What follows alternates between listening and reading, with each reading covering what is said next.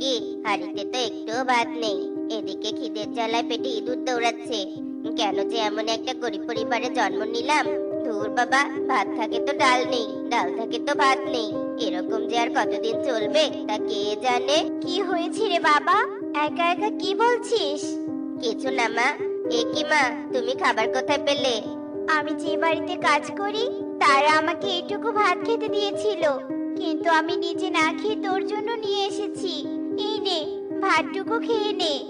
এরপর কনক তাড়াহুড়ো করে সবটুকু খাবার খেয়ে নেয়। শোন রে বাবা, তোর বাবা মারা যাবার পর আমি তোকে নিয়ে অনেক কষ্টে সংসার চালাচ্ছি। তাই আমি গিন্নিমার সাথে কথা বলে তোর জন্য একটা কাজ জোগাড় করেছি। গিন্নিমা তোকে একটা কাজ দিবে, তাই আর দেরি করিস না। যা, এক্ষুনি তুই গিন্নিমার বাড়িতে যা। এরপর কনক ইগলের বাড়িতে চলে যায়। আর কনককে দেখে ইগলি বলে, তুই এসেছিস রে বাবা। আমাদের বটতলার জমিটাতে লাঙ্গল দিতে হবে। তুই বরং জমিটায় লাঙ্গল দিতে যা, কেমন? আচ্ছা ঠিক আছে, আমি এক্ষুনি যাচ্ছি। এরপর কনক লাঙ্গল নিয়ে ইগলির জমিতে চলে যায় আর লাঙ্গল দিয়ে জমিটা চাষ করতে থাকে। আর কিছুক্ষণ চাষ করার পর সে অনেক ক্লান্ত হয়ে যায় আর লাঙ্গল রেখে বটগাছের ছায়ার নিচে চলে যায়। ওরে বাবা রে, কি গরম রে বাবা। দূর দূর, এত গরমে কেউ কাজ করে নাকি? আমার দ্বারা এত পরিশ্রম করা সম্ভব নয়। কিন্তু পরিশ্রম না করলে তো মা আমাকে খেতেও দিবে না। না না, আমাকে অন্য কোনো উপায় ভাবতে হবে। কিন্তু কি উপায়, কি উপায়? এ কি, দূরে ওই সোনার আপেল ঘরটা কে বানিয়েছে? আমাদের বনে সোনার ঘর বানাবে এমন ধনী পাখি তো কেউ নেই। আর পারুল ওই অপরিচিত মেয়েটার সাথে কি কথা বলছে? ওই মেয়েটা আবার ওই সোনার ঘরে থাকে না তো? যাই, আমিও ওদের কাছে যাই। এরপর কনক কাজ করা বাদ দিয়ে পারুল ও টুকির কাছে চলে যায়। পারুল, এই পারুল, এই মেয়েটা আমাদের বনে নতুন নাকি রে? হ্যাঁ রে কনক, ওর নাম টুকি। আর ও আমার বন্ধু। আর ওই যে ঘরটা দেখতে পাচ্ছিস, ওই ঘরে টুনি মাসি আর টুকি থাকে। শুধু কি তাই, টুকির বাবা শহরে অনেক বড় কোম্পানিতে চাকরি করে। ওরে বাবা রে, এই মেয়েটা তো অনেক ধনী পরিবারের মেয়ে। একে যদি একবার বিয়ে করতে পারি, তাহলে ওই সোনার ঘর তো পাবোই। তার সাথে ব্যাংকে কত টাকা জমানো আছে সব আমি পেয়ে যাব। তখন আর আমাকে অন্যের জমিতে রোদে পুড়ে কাজ করতে হবে না। একি, কনক তো মনে হচ্ছে জেগে জেগে স্বপ্ন দেখছে। আরে কনক, কি রে, কি এত ভাবছিস বলতো? তুই আমাকে কিছু বললি নাকি রে পারুল? হঠাৎ আমার একটা কাজের কথা মনে পড়লো। আমাকে এক্ষুনি এখান থেকে যেতে হবে। এরপর কনক সেখান থেকে চলে যায়।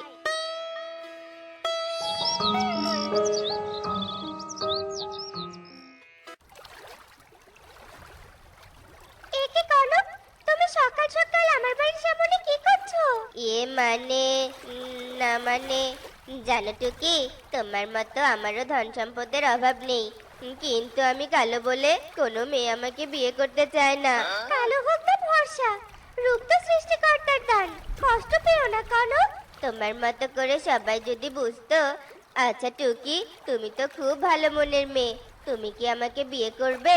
তুমি যদি আমাকে বিয়ে না করো, তাহলে আমি ভেবে নিব তুমিও বাকিদের মতো। ঠিক আছে কনক, আমি তোমাকে বিয়ে করব। এরপর কনক ও টুকির বিয়ে হয়ে যায়। চলো কনক, আমাকে তোমার বাড়িতে নিয়ে চলো।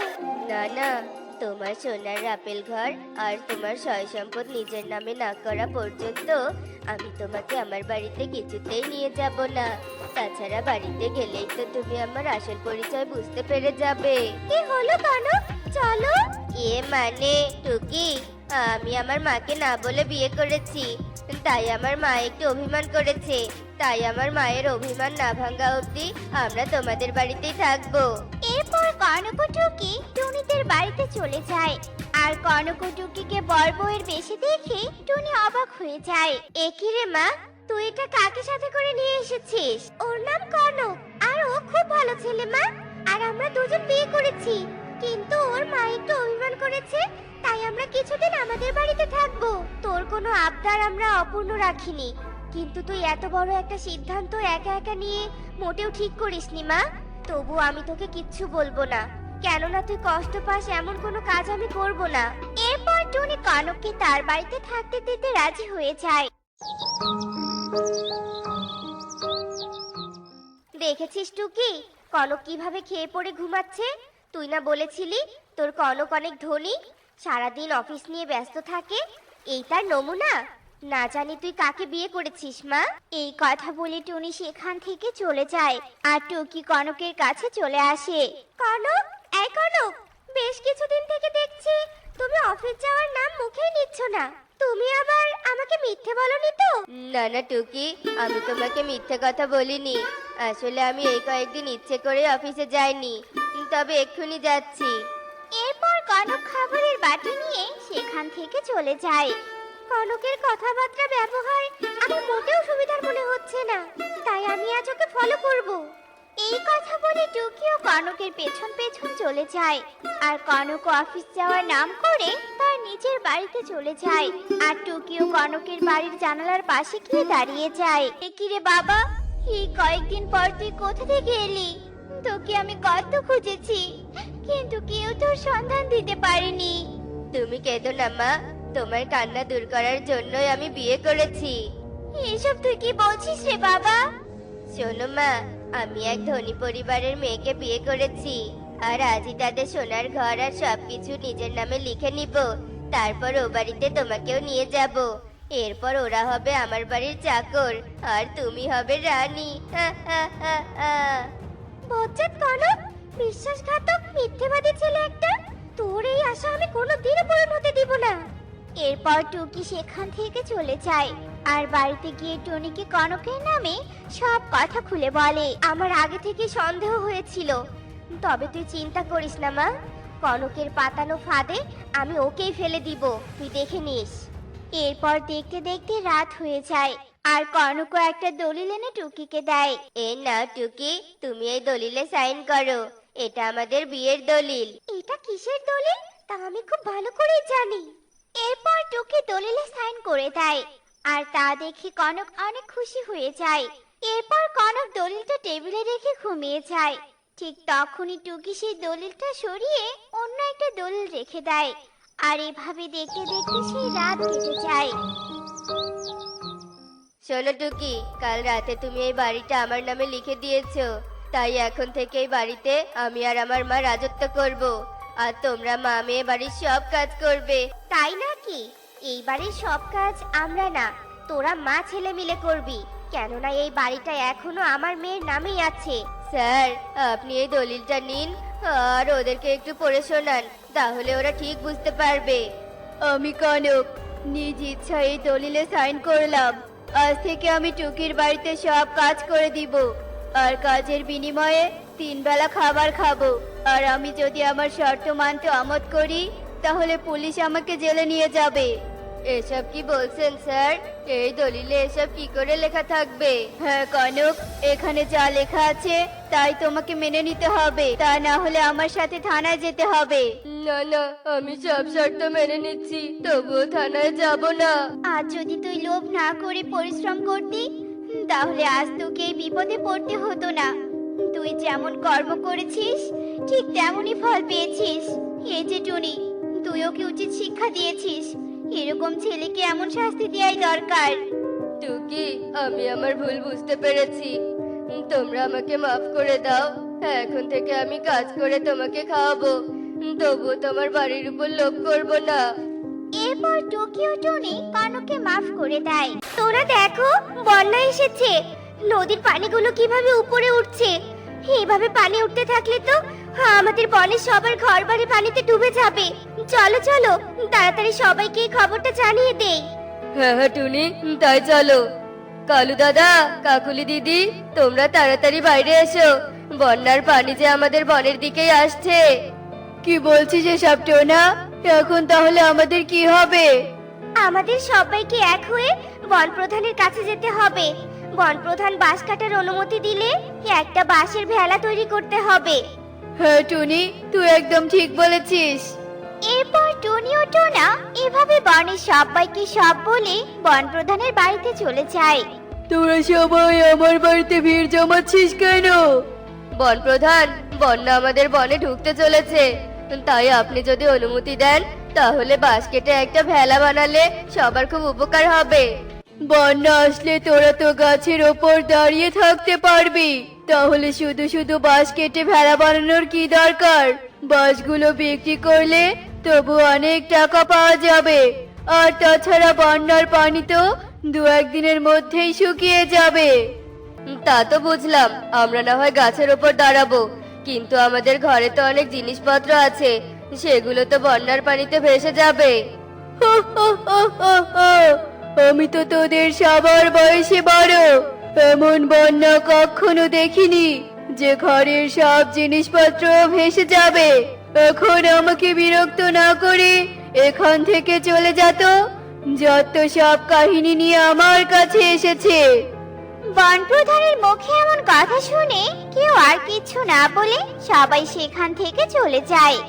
বন প্রধান তো আমাদের কথার কোনো গুরুত্বই দিল না। এখন তাহলে আমরা কি করব? চলো আমরা জঙ্গল থেকে কিছু কলা গাছ এনে ভেলা বানিয়ে ফেলি। বন প্রধানের কথা শুনে বসে থাকলে আমাদের সবার জিনিসপত্রগুলো হারাতে হবে। হ্যাঁ টোনা, তুই একদম ঠিক বলেছিস। এরপর সবাই কলা গাছ নিতে জঙ্গলে চলে যায়। আর এদিকে আকাশ থেকে পরি ও তার ছানা পাখিদের এসব দৃশ্য দেখছিল।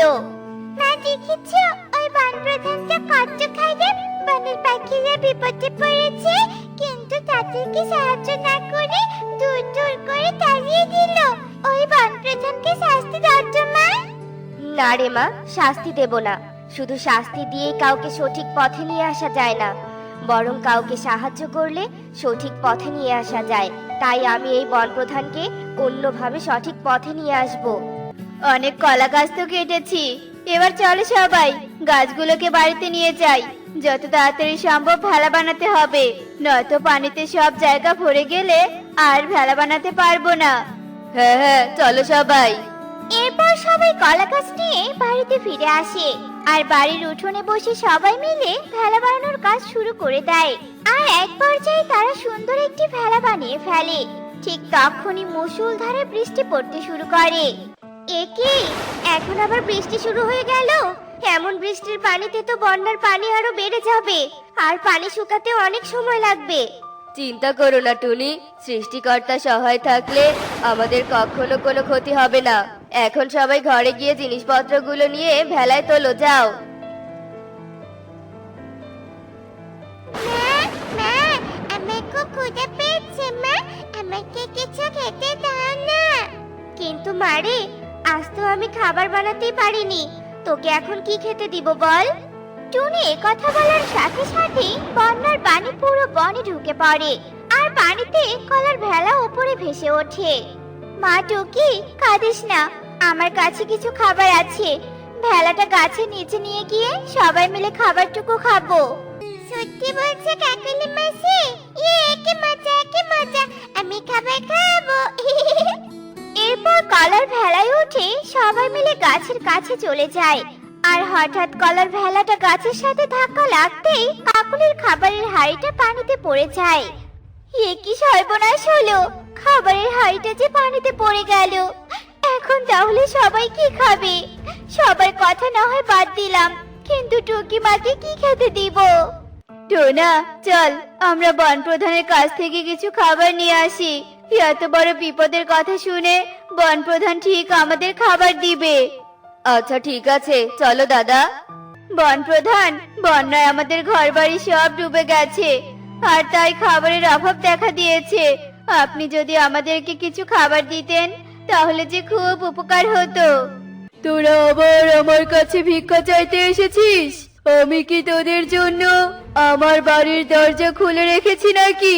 তাই তোরা বারবার আমার কাছে যা খুশি তাই নিতে আসিস? যা, এখান থেকে চলে যা বলছি, আমি তোদের কোনো খাবার দিতে পারবো না। এরপর টোনা আর কালু আবারও অপমানিত হয়ে সেখান থেকে চলে আসে। টোনা দেখ, ওই গাছে দুটো পেয়ারা ধরে আছে, চল আমরা পেয়ারা দুটোই নিয়ে যাই। মা, তুই এখানে থাক, আমি ওই পাখিদের সাহায্য করে আসছি। আচ্ছা ঠিক আছে মা, যাও তুমি। বাবা, আমাকে দুটো ফল খেতে দিবি? আমি যে আজ 2 দিন থেকে না খেয়ে আছি। আমরা একদিন না খেয়ে ক্ষুধার জ্বালা সহ্য করতে পারছি না, আর তুমি কি না 2 দিন থেকে না খেয়ে আছো? আচ্ছা ঠিক আছে, এই পেয়ারা দুটো খেয়ে নাও, আমরা অন্য কোথাও ফল খুঁজে নিব। তোদের অনেক ধন্যবাদ রে বাবা, আমি তাহলে আসি। টোনা চল ওদিকে যাই, আমার মনে হচ্ছে ওদিকে কোনো না কোনো ফল পাওয়া যাবে। এরপর টোনা ও কালু ফল খুঁজতে যেতে থাকে, আর তখনই তারা একটি সোনার ঘর ভেসে আসতে দেখে। এ কি কালু দাদা, সোনার ঘর আবার কোথা থেকে ভেসে আসছে? না জানি কোন ধনী পাখির ঘরটা বন্যার পানিতে ভেসে আসছে। চল ঘরটা গাছের সাথে বেঁধে রাখি, বন্যা চলে গেলে ওই ধনী পাখির খোঁজ করে ঘরটা দিয়ে আসবো। এই বলে কালু ও টোনা ঘরের কাছে চলে আসে, আর তখনই সেখানে পরি চলে আসে। এই ঘর কোনো ধনী পাখির নয়, তোমরা খুব ভালো পাখি, তাই আমি তোমাদের এই ঘরটা দিয়েছি যেন তোমরা বিপদ থেকে মুক্ত হতে পারো। আর এই ঘরের ভিতরে অনেক খাবার আছে, তোমরা সারা জীবন এই খাবার খেলেও সেগুলো শেষ হবে না। তাই নাকি? কিন্তু পরি, তুমি জানলে কি করে যে আমরা বিপদে পড়েছি? আমি আকাশ থেকে সব দেখেছি, আর কিছুক্ষণ আগে যে তোমাদের কাছে বৃদ্ধা ফল নিয়েছে সেটা আমি ছিলাম। আসলে তোমাদের পরীক্ষা করছিলাম তোমরা অসহায় পাখিকে সাহায্য করো কিনা, কিন্তু তোমরা ওই বনপ্রধানের মতো স্বার্থপর পাখি নও।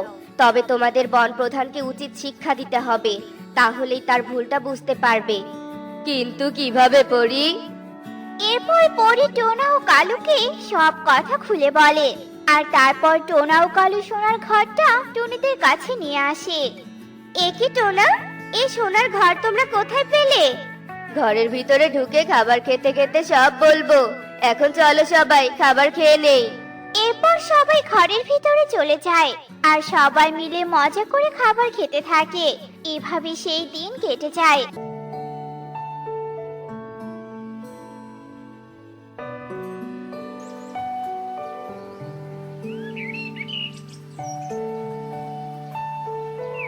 আর পরের দিন সকাল হতেই বন্যার পানিও শুকিয়ে যায়। টোনা, বন্যা থেমে গেছে, চল আমরা পরীর কথা মতো কাজ শুরু করে দেই। হ্যাঁ কালু দাদা চলো। তোদের এত বড় সাহস, আমার বাঁশবাগানে এসে বাঁশ কাটছিস? এগুলো তোমার বাঁশবাগান না, এখানে বনের সব পাখির অধিকার আছে। আর শুধু বাঁশ নয়, এখানকার সব ফলের গাছ, সবকিছুর ভাগ এখন থেকে আমরা নিব। কারণ তোমার মতো স্বার্থপর বনপ্রধানকে আমরা আর মানি না। যে বনপ্রধান বনের পাখিদের বিপদে আপদে পাশে থাকে না, তাকে মেনে কি হবে? এখন আমাদের বিরক্ত না করে চলে যাও তো। কিন্তু তোদের থেকে আমার টাকা পয়সা বেশি, তোরা আমাকে না মানলে আমি টাকা দিয়ে এই বনে অন্য পাখিদের নিয়ে আসবো, আর সবাইকে বাড়ি বানিয়ে দিব। হা হা হা হা হা। তোমার আর কত টাকা আছে? তার থেকে আমাদের বেশি টাকা আছে। তুমি তো তা জানোই না, আমরা এখন সোনার ঘরে থাকি। বিশ্বাস না হলে আমাদের সাথে গিয়ে দেখে আসতে পারো। আচ্ছা ঠিক আছে, চল দেখি। এরপর টোনা ও কালু ঈগলকে নিয়ে তাদের সোনার বাড়িতে চলে আসে। ও মা, সত্যি তো এটা সোনার ঘর। তোরা দয়া করে আমাকে বন থেকে তাড়িয়ে দিস না, আমি এখন থেকে তোদের বিপদে আপদে সব সময় পাশে থাকবো। আচ্ছা ঠিক আছে বনপ্রধান, বন থেকে তাড়িয়ে দিব না, তবে তোমাকে বনপ্রধান হিসেবে মানবো না, কারণ তোমার বিশ্বাস নেই। আমরা গরিব হয়ে গেলে আবার তুমি আমাদের সাথে খারাপ ব্যবহার করবে। তাই এখন থেকে আমরা নিজেরাই বনের দেখাশোনা করব, আর সবাই সবার বিপদে পাশে থাকবো। এই কথা শুনে ঈগল মাথা নিচু করে চলে যায়। দুষ্ট তান্ত্রিক, আমাকে ছাড় বলছি, বের কর আমাকে এই বোতল থেকে, বের কর। তান্ত্রিক বাবা, এই ডাইনিকে এক্ষুনি পুকুরে ফেলে দিন, আমাদের ভয় লাগছে। হ্যাঁ হ্যাঁ, দিচ্ছি ফেলে। আমি ফিরবো, আবারও ফিরবো, আর তোদের আবারও অত্যাচার করব, মেরে ফেলবো, তোদের আমি কাউকে ছাড়বো না। ডাইনি বন্দি বোতলটা পুকুরের পানিতে ডুবে যায়, আর সাথে সাথে পুরো পুকুরের পানি কালো হয়ে যায়, আর পুকুরে থাকা মাছগুলো মরে উপরে ভেসে ওঠে। তান্ত্রিক বাবা, পুকুরের পানি কালো হয়ে গেল কেন? আর মাছগুলোই বা মরলো কেন? শোনো সবাই, ওই ডাইনি কোনো সাধারণ ডাইনি নয়। ডাইনির কারণেই পানি কালো হয়েছে আর মাছও মরেছে। তবে সবাই একটা কথা কান খুলে শুনে রাখো, আজকের পর থেকে এই পুকুরের কালো পানি কেউ স্পর্শ করবে না। আর যদি কেউ স্পর্শ করে তাহলে ওই ডাইনি আবারও ফিরে আসবে, তাই সাবধান। কেউই কালো পানি স্পর্শ করবে না। চলো চলো, এখান থেকে সবাই কেটে পড়ি। তুইও ঠিক বলেছে, চলো সবাই, আজ থেকে আমরা মুক্ত, এই বনও মুক্ত। আজকের পর থেকে ডাইনি আমাদের আর অত্যাচার করবে না, আমরা আমাদের মন মতো চলতে পারবো। এই বলে সবাই সেখান থেকে উড়ে চলে যায়। এভাবে বেশ কয়েক মাস কেটে যায়। বনের পাখিরা যে যার মতো দিন কাটাতে শুরু করে। মা, তুমি কাঠ দিয়ে ঘর বানাচ্ছ কেন? মানে সবাই তো কাঠ দিয়ে ঘর বানিয়েছে। আমার না কাঠে ঘরে থাকার খুব ইচ্ছে। তুমি এসব রেখে কাঠ দিয়ে ঘর বানাও না মা। মারে, আমরা যে গরিব, খড় ছাড়া কাঠ কেনার মতো যে সামর্থ্য আমাদের নেই, তাই তো খড় দিয়ে ঘর বানাচ্ছি রে মা। আচ্ছা, আমি তো ভুলেই গিয়েছিলাম। গরিবের স্বপ্ন থাকলেও টাকার অভাবে তা পূরণ হয় না। বানাও মা, তুমি সুন্দর করে ঘর বানাও। আমার এই ছোট মেয়েটার না জানি কত স্বপ্ন, আমি মা হয়ে মেয়ের স্বপ্ন পূরণ করতে পারছি না।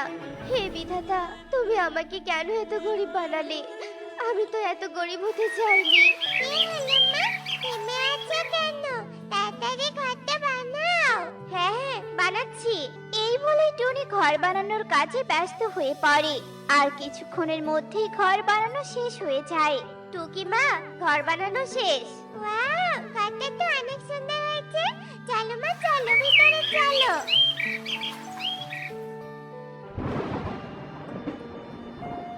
কালু, জানো ওই গরিব টুনি খড় দিয়ে একটা নতুন ঘর বানিয়েছে। আর তুমি কিনা রাত দিন এই কোঠরে শুয়ে বসে থাকো। আমি আর কোঠরে থাকতে চাই না।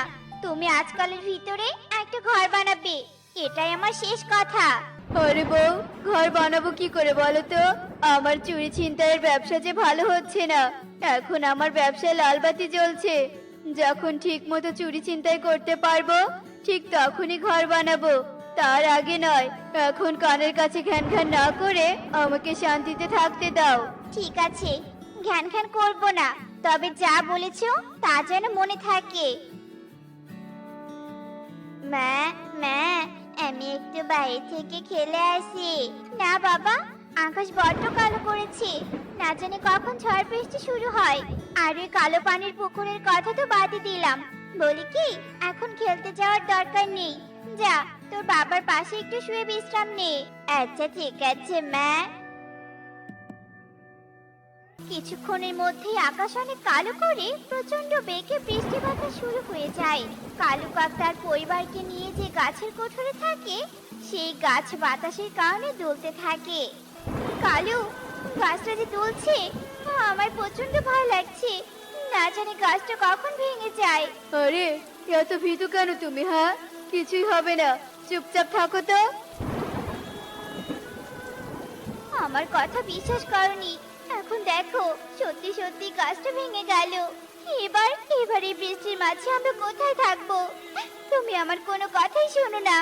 বৃষ্টি কমলে আমি আর কনক মায়ের বাড়িতে চলে যাব, এই আমি বলে দিলাম। না না বউ, তুমি বাপের বাড়ি যেও না, আমি ঘরের ব্যবস্থা করছি। চলো, আমার সাথে চলো। ঘরের ব্যবস্থা করবে মানে? কোথায় সেই ঘর?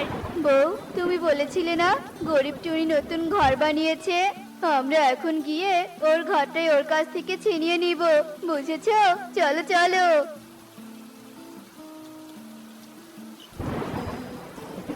যেই কথা সেই কাজ। কালু কাকুলি আর কনক বৃষ্টির মাঝে সোজা টুনির ঘরে চলে আসে। আরে দাদা দিদি, তোমরা বৃষ্টির মাঝে আমার ঘরে, কিছু চাই তোমাদের? হ্যাঁ চাই, তোর এই ঘরটাই চাই। মানে কি বলতে চাচ্ছ দাদা? তুই যা শুনেছিস তাই, আজ থেকে তোর এই ঘরটা আমাদের। চলে যা, তুই এই ঘর থেকে চলে যা। দাদা, কি বলছো কি এসব? আমি এই ঘরটা অনেক কষ্টে বানিয়েছি। আমি এই ঘর কিছুতেই তোমাদের দিব না। তুই ঘর দিবি না, তোর ঘর দিবে। বউ, এই ঘর থেকে এদের বের করে দাও।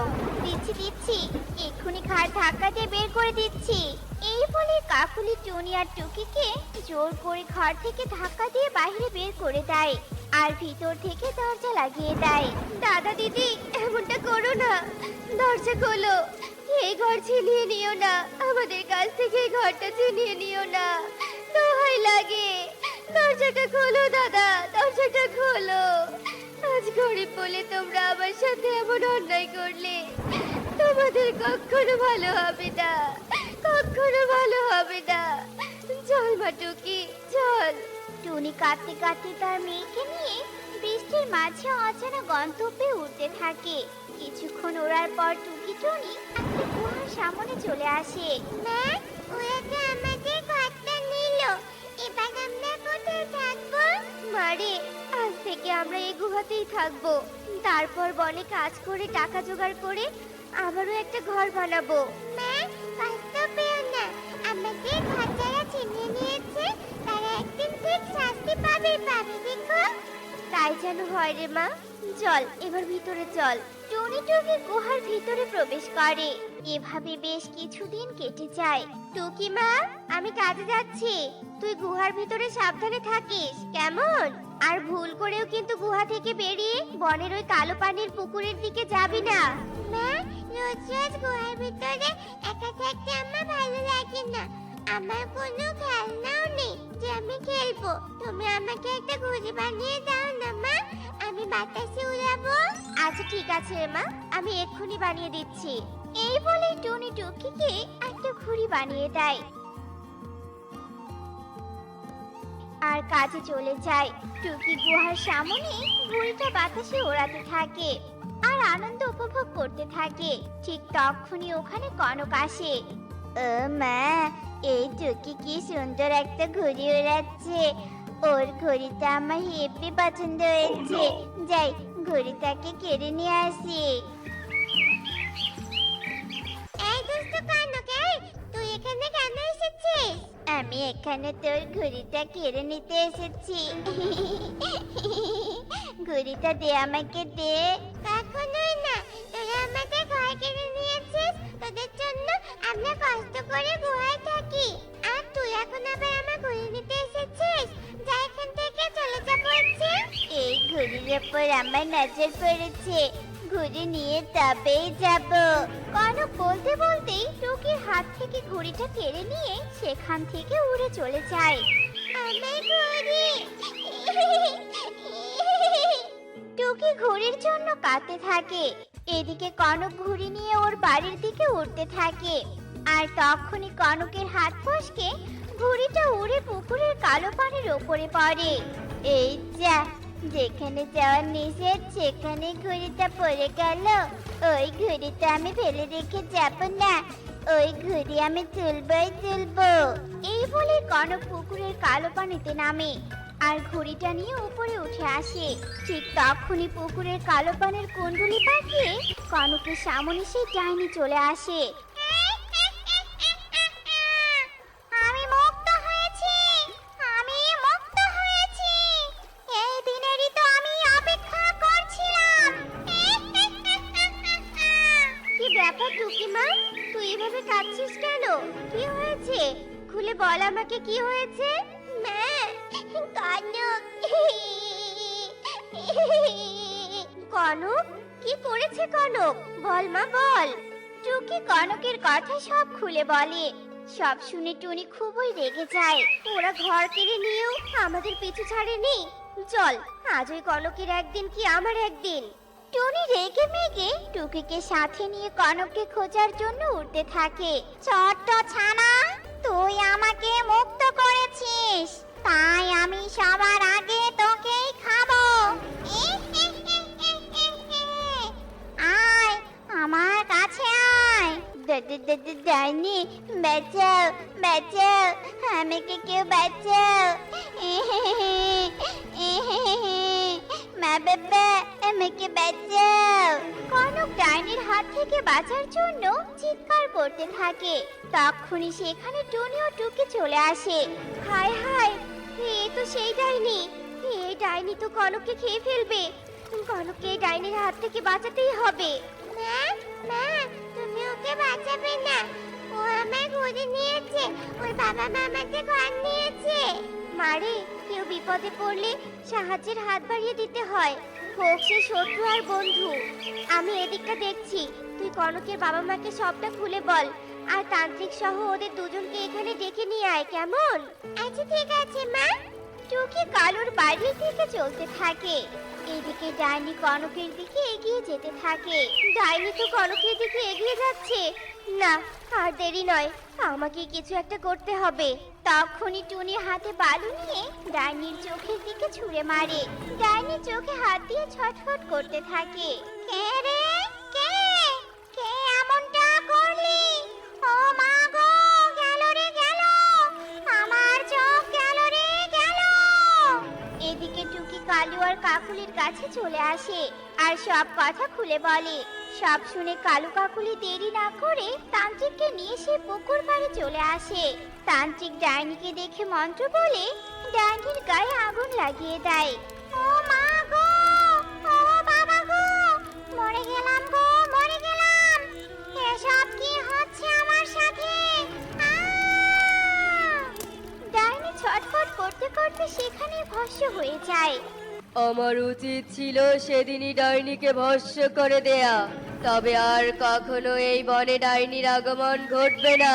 টুনি বোন, তুই আমাদেরকে ক্ষমা করে দে, তোর জন্য আজ আমাদের সন্তান বেঁচে আছে। আমরা তোর সাথে অনেক অন্যায় করেছি টুনি, আমাদের ক্ষমা করে দে।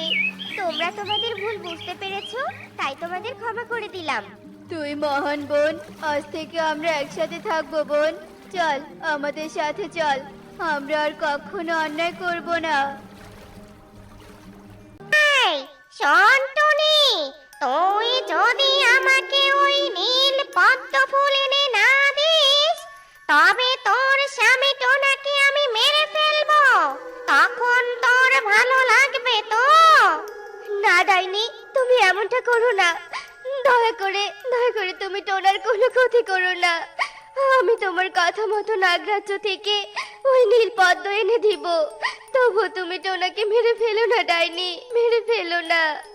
আচ্ছা ঠিক আছে, তুই যখন রাজি হয়েছিস তখন তোর টোনার আর কোনো ক্ষতি আমি করব না। তবে আজকের মধ্যে আমার ওই নীল পদ্ম চাই চাই।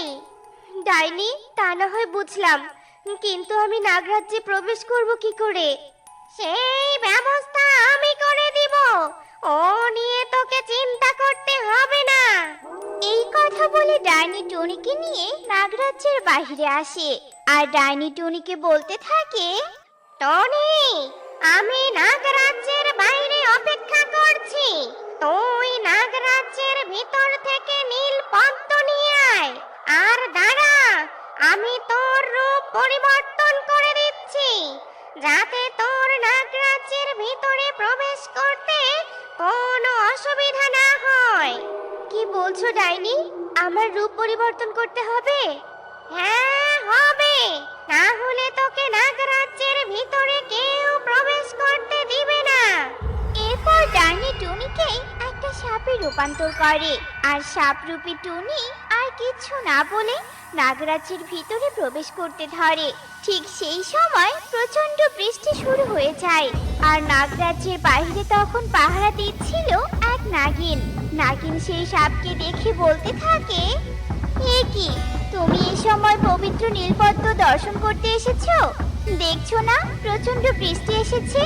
আচ্ছা ঠিক আছে, এসে যখন পড়েছো তখন তাড়াতাড়ি নীলপদ্ম দর্শন করে ফিরে যাও, আমি আবার গুহার দ্বার বন্ধ করে দিব। আচ্ছা ঠিক আছে নাগিন, আমি নীলপদ্ম দর্শন করেই চলে যাব। এই কথা বলে সাপটি নাগরাজ্যের ভিতরে প্রবেশ করে আর নীলপদ্মের কাছে চলে যায়। এই তো সেই নীলপদ্ম, আমাকে নীলপদ্ম নিয়ে তাড়াতাড়ি চলে যেতে হবে। কিন্তু আমি নীলপদ্ম নিয়ে যাব কি করে? বাইরে তো নাগিন পাহারা দিচ্ছে, নাগিন তো আমাকে দেখে ফেলবে। কি করে যে নাগরাজ্যের বাইরে যাব বুঝতেই যে পারছি না। সাপরূপী টুনি এসব কথা ভেবে নীল পদ্মটি মুখে তুলে নেয় আর ভাবতে থাকে কি করে সে নাগরাজ্যের বাইরে যাবে। ঠিক তখনই একটা চিৎকার ভেসে আসে। এ কি? বাহির থেকে চিৎকার ভেসে আসলো মনে হয়। কে এভাবে চিৎকার করলো? দেখি তো গিয়ে।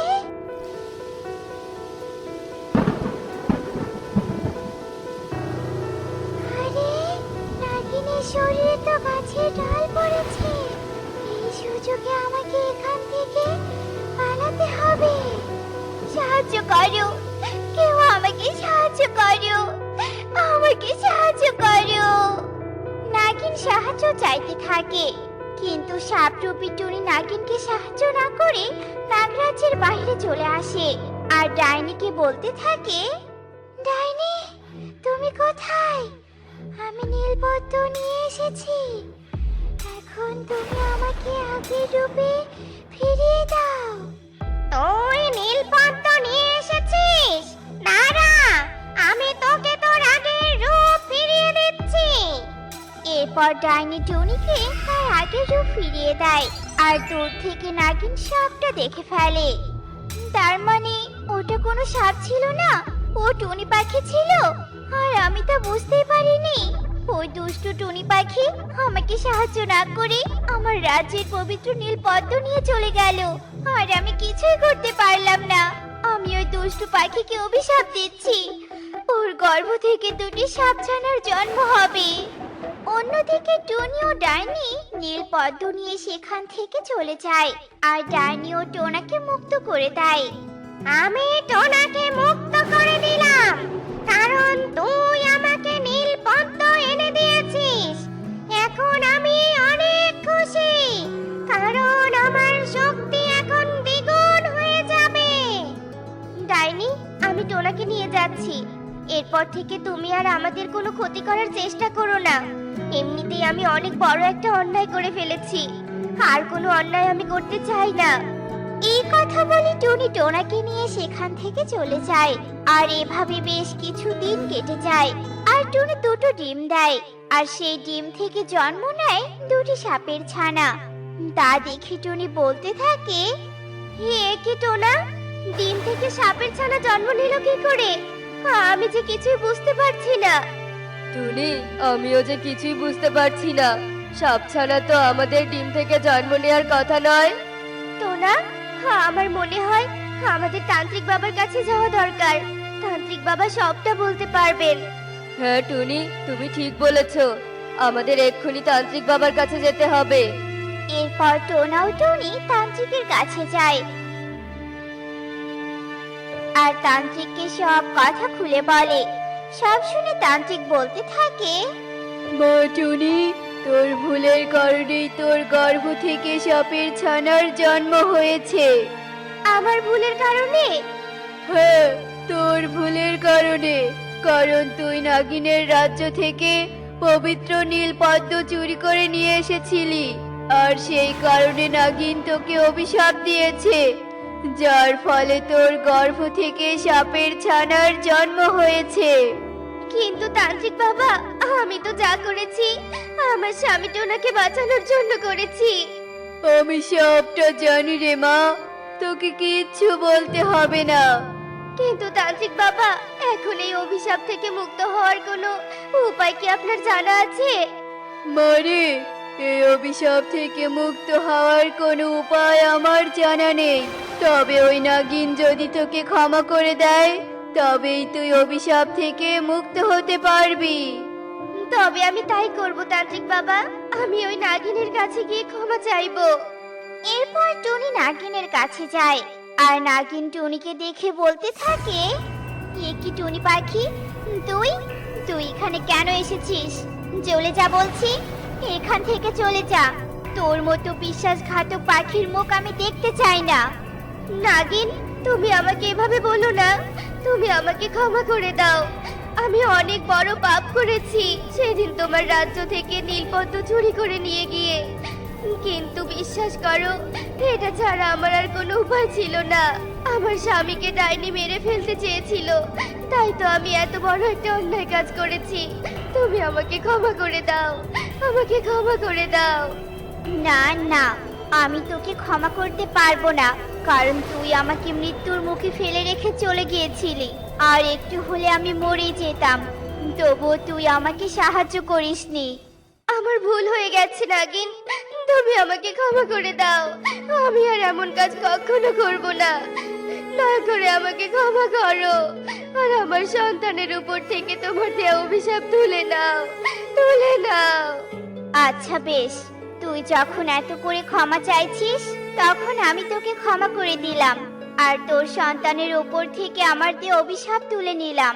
তবে তুই আমাকে কথা দে, তুই আর কখনো কারো ক্ষতি করবি না।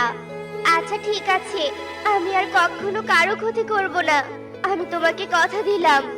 এরপর নাগিন টুনিকে ক্ষমা করে দেয়, আর টুনির সন্তানের দিয়ে অভিশাপও কেটে যায়। আর অভিশাপ কেটে যাওয়ার ফলে সাপের ছানা দুটো পাখির ছানায় রূপান্তর হয়। তা দেখে টোনা ও টুনি অনেক খুশি হয়, আর তারা সুখী দিন কাটাতে শুরু করে।